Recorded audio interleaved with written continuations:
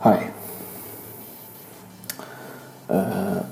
Tonight I want to show my vlog workflow with Adobe Premiere, and I know that a few people have done that before, but I'm going to show you my workflow. It's not a tutorial, it's just the way that I do it. I don't have that much experience, but I've been doing it now for a year and a half, and I think that my way is pretty quick. All of my vlogs take under an hour to edit and publish. So I think that's, I don't know, I think that's worth showing. If you want to watch it, watch it. If not, then feel free to skip this now. Alright, first I have set up a template file. This is a template file that I've created over the last maybe 9 months when I started doing every day, and I just made it so that everything is in place here, like my titles, and I have a few sequences that I use over and over again just to kind of like transition from one scene to the next. So those are all in there and set up. So the first thing I do is change the day.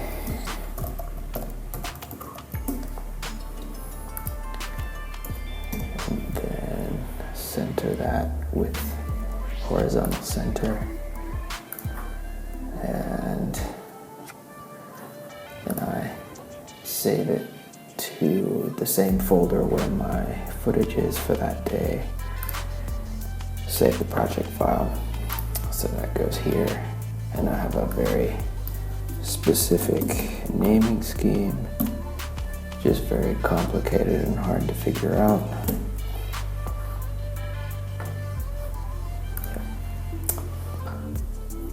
And let's see.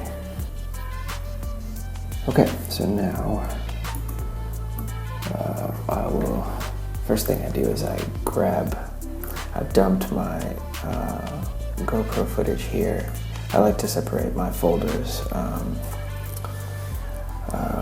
by the camera that I shot the footage on. And so this is all the GoPro footage for that day, and this is everything shot on my G7X. So I just grab both of those folders and I just dump them into the project file and wait for them to import. And then this is where my workflow differs from everybody else. I just take my main camera and just drag it right down here on the timeline, everything.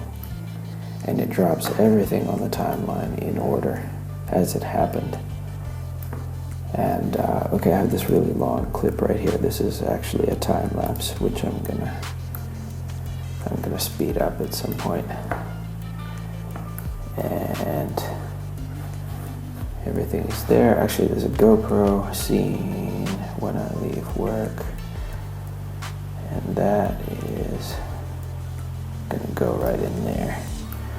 So I just find out where the GoPro footage goes, which is here, and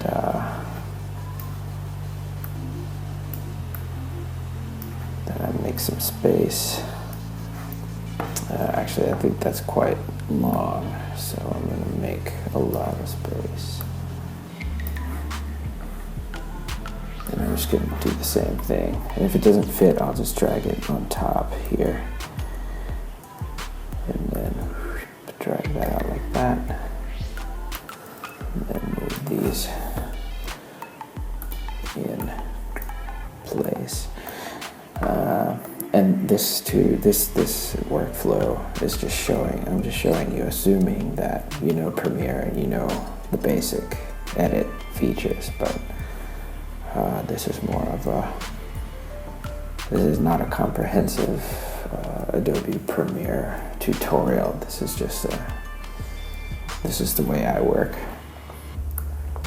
Anyway, okay, so we have our footage, so then the next thing I do is I kind of go through and turn that up a little bit. Okay, and I make cuts. I use Q and W. This is something I actually learned from Ben Brown's tutorial, which I will link in the description. His tutorial is actually really good, and I learned a lot of shortcuts from that. But I think that my way of just dumping everything on the timeline is much faster than, scrolling through every clip and then popping it down individually on the timeline. Just dump it all out there, all this footage, and then cut it up. So basically then, if you get to the place, let's zoom in here. If you get to a place where you want to cut everything after the cursor, why is this not dragging here? Come on. This is something I hate about Premiere. Okay. Alright. Okay, I do a lot of these like kind of flick transitions. So I kind of pick a spot here and I want to cut this clip, everything afterwards. So I'll hit W and it will suck the rest of the clips up next to that and cut it where I wanted it. And the opposite happens if I want to trim it down here a little bit. Everything before the cursor, I hit Q and that tightens it up there. And that's opposed to, using the blade tool and cutting it and then the arrow and select it, delete it, and then you have to pull all these clips like that. So this is much quicker than that. Okay, so I'm gonna go through and I'm just gonna trim all of this stuff. Oh yeah, quickly I'll just show this time lapse. This is probably gonna be really nice, at least I hope it is. Basically just select this. I just took video for about 20 minutes and then I'm just gonna speed and duration and speed it up to, let's say 10,000%. Oh, come on. Somehow it doesn't let me do it without the decimal place in there. Okay, so that turns it into 16 seconds. And then I just use if you use the up and down arrow keys, it goes between the clips like this. So I'm just doing up and down. And now if I hit W, it does the same because there's nothing to cut. It just sucks everything up next to it like that. So if there's a clip there, it will cut it and it will suck the rest of the clips up next to it. But if there's not a clip, then it just pulls everything from the right all together.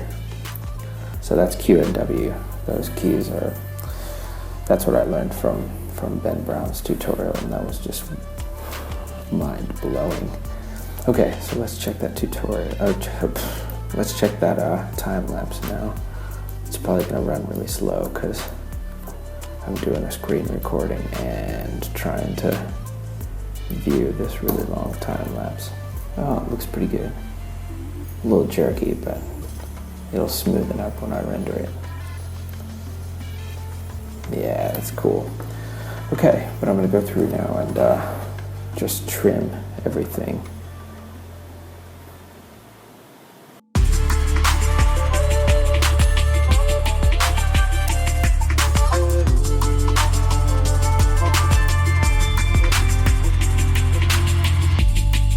Okay, and once I got it all like pretty trimmed out here, the next thing to do is to add the music. And once I've picked the music I want, which is this one here, I'm gonna drop that into my project file, and then I can drag it and drop it down here. Drag it and drop it down here where I want music to be, which is probably going to be during this GoPro biking scene here. I left this scene really long because I want to cut this scene specifically to the music. I don't want to waste my time and then have to go back and do it all again. So I'm going to cut that to the music. And another thing too is that I have this extra audio track, this empty audio track layer in here, and I have it muted. So that's because when I have a really heavy music track here and I don't want to hear any of the video noise, I drag the video's audio down to that track, and that's the video audio is muted, and that's a good way to keep the audio and not lose it, because anytime you want to get that back, you just drag it back up into this track that's not muted, and then you can hear it again. But everything, like for instance all the biking GoPro stuff, I'm going to pull all that down, and yeah. And one other thing I forgot to do too is this transition from going from the hallway here and then just all of a sudden down in the basement. This is where I like to use my pre-made sequences. So I'll go up here and grab the leaving work sequence, drop that down there, and then I'll do the little trick with pressing, oops, what's that? Okay, I'm gonna have to delete that footage actually. That's alright, I'll fix that later, but I don't need that clip that was in there, and you'll see why. Okay. So now I just go to the end of that and press W, and then let's play that and see what that looks like. All right.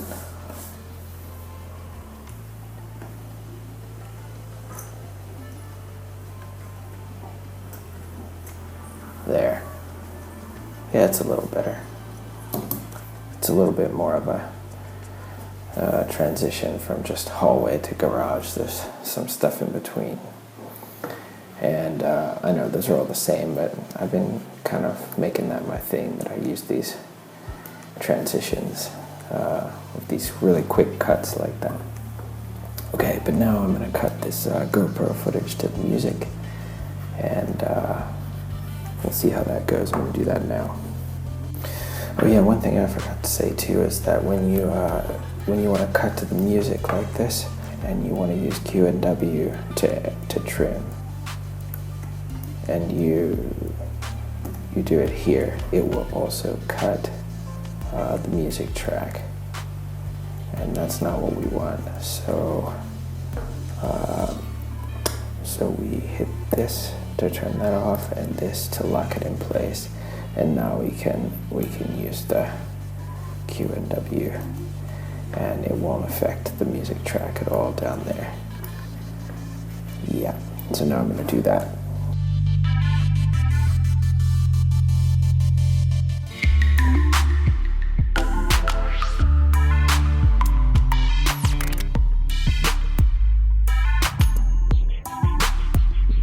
Now, one of the last things that I do when I'm almost done, I get to the very end here, and everything is pretty much trimmed up the way I want it. I have my credits all set up, so I just drag that into place and make it the right length, and then I just change the name of the song.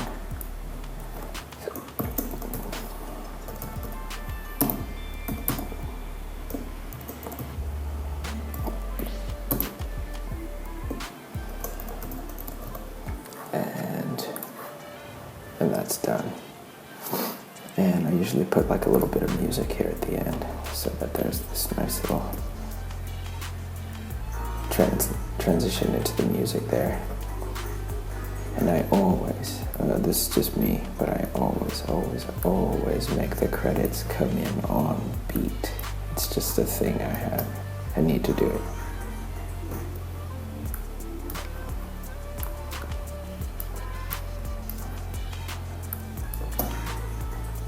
Yeah, just like that.